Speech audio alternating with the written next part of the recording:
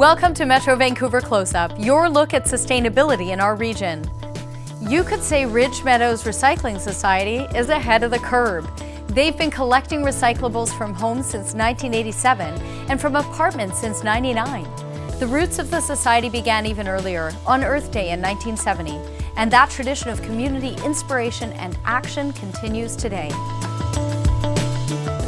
On April 23rd, citizens of Maple Ridge and Pitt Meadows got charged up about their energy-themed Earth Day festival. We have a planning committee of about 20 people, and they're from all different parts of Maple Ridge, business and environmental organizations, community organizations. We all get together, and for 6 months we plan a 4-hour event, so it's a big deal for us right now because this is an accumulation of all that work. This event started off 5 years ago, and it's amazing to see how much has grown. An event like this is important because it brings people together around core values. The City of Maple Ridge offers a community art grant that aims to connect artists with residents in a collaborative process. These projects brought a heart of creativity to the Earth Day events. We had the idea of using a theremin, which is one of the oldest electronic instruments. There's pitch and volume, and you're controlling that radio frequency with your energy. We have put together a new piece called The Elements. It will be a representation of coming out of the earth core, up through water, up into the air, and up into space.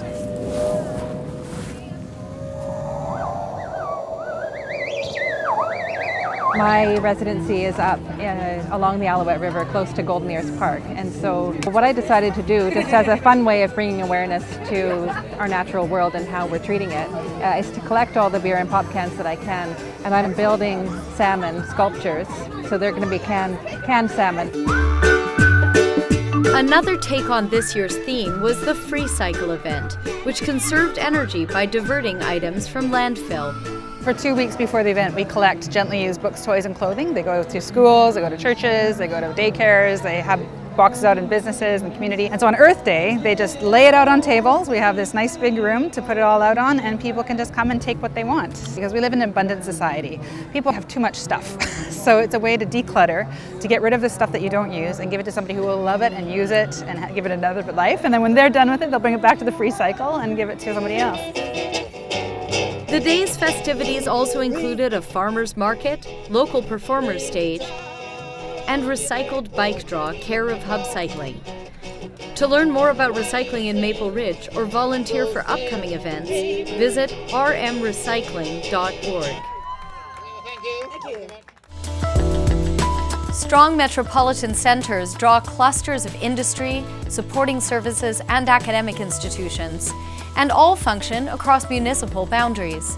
A recent forum with local leaders explored ways to collaborate on a regional strategy for prosperity. About 100 stakeholders came together for Metro Vancouver's first Regional Prosperity Forum. First of all, thank you so much for spending your valuable time to come here today. The half-day, invitation-only forum brought together leaders from the private and public sectors, academia, and other agencies to start talking about a made-in-Metro Vancouver collaborative approach to ensuring the region's economic prosperity. Our goal today is to have that bigger discussion about defining what regional prosperity is and how can we enhance this region as we go forward. Keynote speaker Tom Clark recounted Metro Denver's experience in making a dramatic comeback after the devastating recession of 1983. It took us from 1983 to 1986 to stop finger pointing in metropolitan Denver. 3 years of wasted time. The solution?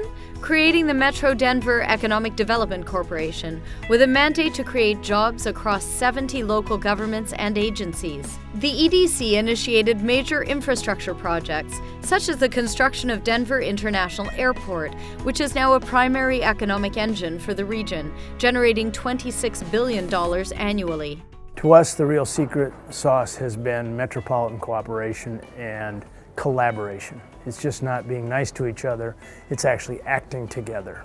And that requires mayors and local governments in all shapes and form, all of us with one general goal. Ultimately, it ends up being people setting their egos aside and putting their common will together to do something extraordinary. Throughout the day, panels discussed some of the challenges such as affordable housing and building transit and transportation systems that work for a regional economy. Port Metro Vancouver's CEO also spoke of the high value of maximizing the region's industrial lands. That problem will only be solved if we have a regional approach to better managing the whole land base so we can accommodate everything we want in this region. Whether it's accommodation for people or whether it's places to work, we'll only answer this complicated question about land use if we think regionally and work together. I think the effort to bring everyone together, build off the strengths that we have right now, and really lay down a game plan for the longer term, the future of our region, is really crucial for our economy. Metro Vancouver's next step is to host a regional prosperity roundtable. We need to have a discussion about how we can help foster the livability of this region, both from an economic and environmental and a social perspective, going together as one voice. It's increasingly common to overlap the use of urban spaces in housing, retail, schools, and transportation. Now, a cemetery manager is finding ways to improve ecological services at the 106-acre Mountain View Cemetery in Vancouver.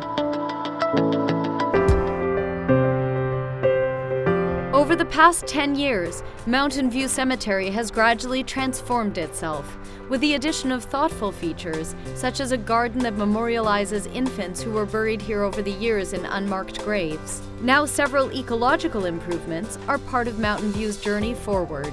We're trying to make the cemetery a place for the living and make people comfortable with the space so their first experience here isn't at a funeral, and that's not their only experience at the cemetery. It does have so much more to offer the community. First and foremost, we are a cemetery, so anything that we do here needs to be respectful of that. But we are, for a lot of these neighbors, they're green space. And that's quite evident in the way you see people using the space. The cemetery is just west of Fraser Street, between 31st and 43rd Avenues, and now has meadows and no-mow zones where the grass is allowed to grow. These features create a more hospitable habitat for bugs and other small creatures. And adding to that biological diversity, now there are honeybees. The cemetery provided the space, while neighbor Will Valley provided the equipment and the bees. This is an excellent place for bees for a number of reasons. This is a nice secluded area, so there aren't that many people, which is nice for the bees to keep them happy and people happy. There's also a lot of different plants in this area too, so throughout the year they have access to a number of different sources of pollen and nectar. My wife and I often think, is it strange to consider this our park, our green space? For us it is. It's a lovely place to go for a walk. There's amazing plants and trees in this area, and now we have another connection with the bees too. Gardener Heather Girth is excited about the cemetery's newest residents. We just got the bees, and I've been watching them every day and seeing how active and they're settling. They look like they're settling in quite well, so that will be a really exciting project.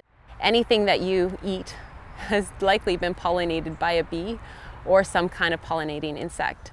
Without them, we wouldn't have the food crops we have, but we also wouldn't have the beautiful flowers that we have. Girth is busy ripping up sod to plant additional meadows, which will provide more pollen and nectar for the cemetery's bees.